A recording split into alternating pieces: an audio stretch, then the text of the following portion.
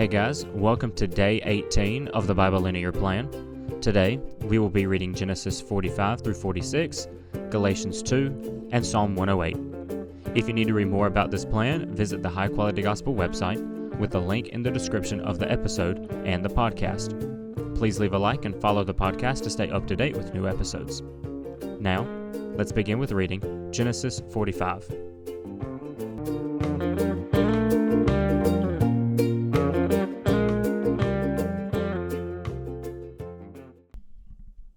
Joseph could no longer keep his composure in front of his attendants, so he called out, "Send everyone away from me." No one was with him when he revealed his identity to his brothers, but he wept so loudly that the Egyptians heard it, and also Pharaoh's household heard it. Joseph said to his brothers, "I am Joseph. Is my father still living?" But they could not answer him because they were terrified in his presence.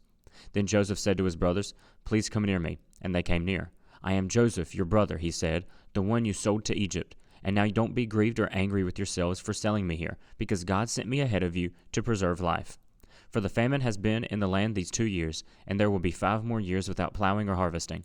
God sent me ahead of you to establish as a remnant within me the land and to keep you alive by great deliverance. Therefore it was not you who sent me here, but God. He has made me a father to Pharaoh, lord of his entire household, and ruler over all the land of Egypt. Return quickly to my father and say to him, 'This is what your son Joseph says. God has made me lord of all of Egypt. Come down to me without delay. You can settle in the land of Goshen and be near me, you, your children and your grandchildren, your flocks, your herds, and all you have. There I will sustain you, for there will be 5 more years of famine. Otherwise you, your household, and everything you have will become destitute. Look, your eyes and the eyes of my brother Benjamin can see that I'm the one speaking to you. Tell my father of all my glory in Egypt and about all you have seen, and bring my father here quickly.' Then Joseph threw his arms around his brother Benjamin and wept, and Benjamin wept on his shoulder. Joseph kissed each of his brothers as he wept, and afterwards his brothers talked with him. When the news reached Pharaoh's palace, Joseph's brothers have come. Pharaoh and his servants were pleased. Pharaoh said to Joseph, 'Tell your brothers, do this, load your animals and go on back to the land of Canaan. Get your father and your families and come back to me. I will give you the best of the land of Egypt, and you can eat from the riches of the land.' You are also commanded to tell them, 'Do this. Take wagons from the land of Egypt for your dependents and your wives, and bring your father here. Do not be concerned about your belongings, for the rest of all of the land of Egypt is yours.' The sons of Israel did this. Joseph gave them wagons as Pharaoh had commanded, and he gave them provisions for the journey. He gave each of the brothers changes of clothes, but he gave Benjamin 300 pieces of silver and 5 changes of clothes. He sent his father the following: 10 donkeys carrying the best products of Egypt, and 10 female donkeys carrying grain, food, and provisions for his father on the journey. So Joseph sent his brothers on their way, and as they were leaving, he said to them, 'Don't argue on the way.' So they went up from Egypt and came to their father Jacob in the land of Canaan. They said, 'Joseph is still alive, and he is ruler over all the land of Egypt.' Jacob was stunned, for he did not believe them. But when they told Jacob all that Joseph had said to them, and when he saw the wagons that Joseph had sent to transport them, the spirit of their father Jacob revived. Then Israel said, 'Enough, my son Joseph is still alive. I will go see him before I die.' Israel set out with all that he had and came to Beersheba, and he offered sacrifices to the God of his father Isaac. That night God spoke to Israel in a vision. 'Jacob, Jacob,' he said, and Jacob replied, 'Here I am.' God said, 'I am God, the God of your father. Do not be afraid to go down to Egypt, for I will make you into a great nation there. I will go down with you to Egypt, and I will also bring you back. Joseph will close your eyes when you die.' Jacob left Beersheba. The sons of Israel took their father Jacob in the wagons Pharaoh had sent to carry him, along with their dependents and their wives. They also took their cattle and possessions they had acquired in the land of Canaan. Then Jacob and all his offspring with him came to Egypt, his sons and his grandsons, his daughters and granddaughters, indeed all of his offspring he brought with him to Egypt. These are the names of the sons of Israel who came to Egypt, Jacob and his sons. Jacob's firstborn Reuben, Reuben's sons, Hanok, Palu, Hezron, and Carmi. Simeon's sons, Jemuel, Jamin, Ohad, Jachin, Zohar, and Shaul, the son of a Canaanite woman. Levi's sons, Gershon, Kohath, and Merari. Judah's sons, Onan, Shelah, Perez, and Zerah. But Onan died in the land of Canaan. The sons of Perez were Hezron and Hamul. Issachar's sons, Tola, Puvah, Jashub, and Shimron. Zebulun's sons, Sered, Elon, and Jahleel. These were Leah's sons born to Jacob in Paddan Aram, as well as his daughter Dinah. The total number of persons, 33.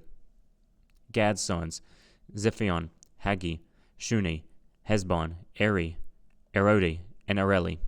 Asher's sons, Imnah, Ishva, Ishvi, Beriah, and their sister Sarah. Beriah's sons were Heber and Malchiel. These were the sons of Zilpah, whom Laban gave to his daughter, Leah, that she bore to Jacob, 16 persons. The sons of Jacob's wife Rachel, Joseph, and Benjamin. Manasseh and Ephraim were born to Joseph in the land of Egypt. They were born to him by Asenath, daughter of Potipharah, a priest at On. Benjamin's sons, Bela, Becher, Ashbel, Gerah, Naaman, Ehi, Rosh, Mupim, Hupim, and Ard. These were Rachel's sons who were born to Jacob, 14 persons. Dan's son, Hushim. Naphtali's sons, Jazil, Guni, Jazer, and Shillim. These were the sons of Bilhah, whom Laban gave to his daughter, Rachel. She bore to Jacob 7 persons.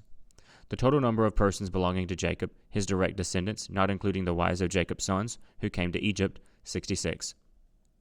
And Joseph's sons who were born to him in Egypt, 2 persons. All of those Jacob's household who came to Egypt, 70 persons. Now Jacob had sent Judah ahead of him to Joseph to prepare for his arrival at Goshen. When they came to the land of Goshen, Joseph hitched the horses to his chariot and went up to Goshen to meet his father Israel. Joseph presented himself to him, threw his arms around him, and wept for a long time. Then Israel said to Joseph, I am ready to die now, because I have seen your face, and you are still alive. Joseph said to his brothers and to his father's family, I will go up and inform Pharaoh, telling him, My brothers and my father's family, who were in the land of Canaan, have come to me. The men are shepherds. They also raise livestock. They have brought their flocks and herds and all they have. When Pharaoh addresses you and asks, What is your occupation? You are to say, Your servants, both we and our ancestors, have raised livestock from our youth until now. Then you will be allowed to settle in the land of Goshen, since all shepherds are detestable to Egyptians. Now we read Galatians 2. Then after 14 years I went up again to Jerusalem with Barnabas, taking Titus along also. I went up according to a revelation and presented to them the gospel I preach among the Gentiles, but privately to those recognized as leaders. I wanted to be sure I was not running, and I had not been running in vain. But not even Titus, who was with me, was compelled to be circumcised, even though he was a Greek. This matter arose because some false brothers had infiltrated our ranks to spy on the freedom we have in Christ Jesus in order to enslave us. But we did not give up and submit to these people for even a moment, so that the truth of the gospel would be preserved for you. Now, from those recognized as important, what they once were makes no difference to me. God does not show favoritism. They added nothing to me. On the contrary, they saw that I had been entrusted with the gospel for the uncircumcised, just as Peter was for the circumcised, since the one at work in Peter for an apostleship to the circumcised was also at work in me for the Gentiles. When James, Cephas, and John, those recognized as pillars, acknowledged the grace that had been given to me, they gave the right hand of fellowship to me and Barnabas, agreeing that we should go to the Gentiles and they to be circumcised. They asked only that we would remember the poor, which I had made every effort to do. But when Cephas came to Antioch, I opposed him to his face, because he stood condemned, for he regularly ate with the Gentiles before certain men came from James. However, when they came, he withdrew and separated himself because he feared those from the circumcision party. Then the rest of the Jews joined his hypocrisy, so that even Barnabas was led astray by their hypocrisy. But when I saw that they were deviating from the truth of the gospel, I told Cephas in front of everyone, If you who are a Jew live like a Gentile and not like a Jew, how can you compel Gentiles to live like Jews? We are Jews by birth and not Gentile sinners. And yet, because we know that a person is not justified by the works of the law, but by faith in Jesus Christ, even we ourselves have believed in Jesus Christ. This was also that we might be justified by faith in Christ, and not by the works of the law, because by the works of the law no human being will be justified. But if we ourselves are also found to be sinners while seeking to be justified by Christ, is Christ then a promoter of sin? Absolutely not. If I rebuild those things that I tore down, I show myself to be a lawbreaker. For through the law I died to the law, so that I might live for God. I have been crucified with Christ, and I no longer live, but Christ lives within me.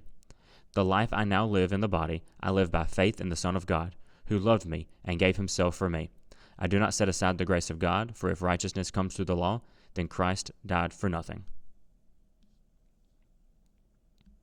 Now we read Psalm 108. My heart is confident, God. I will sing praises with the whole of my being. Wake up, harp and lyre. I will wake up the dawn. I will praise you, Lord, among the peoples.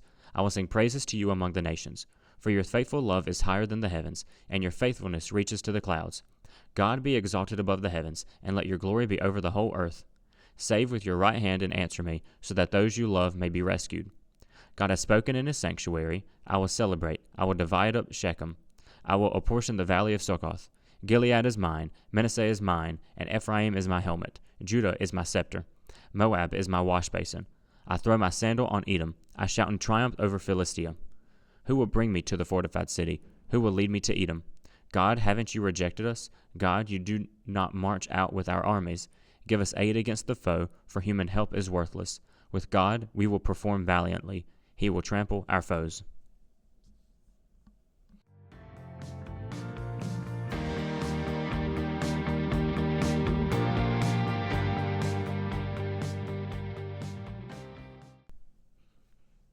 On day 17, we looked at Joseph continuing to test his brothers to see if there is malice in their hearts, but they show submissiveness and care.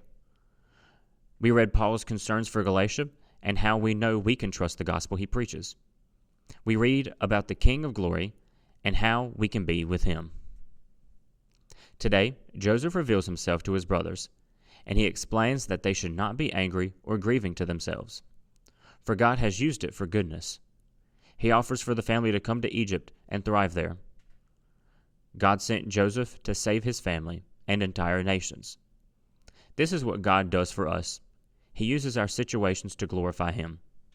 All of our situations can be and will be used to glorify, but it's up to us to be willing to be a part of that glorification process. The family comes back to Egypt, and the family is unified once again. God's made many promises, and he reiterates to Jacob, saying that he will be made into a large nation. And God makes it more specific by saying it will happen in Egypt. We see God fulfill his promises through Joseph now, and it will begin to be fulfilled. Paul continues to write to Galatia about his trip to Jerusalem to discuss the gospel with Peter/Cephas. Now, before we go further, this is important to know, because this is early church history. By knowing history, we can see what early Christians believed and how our beliefs compare.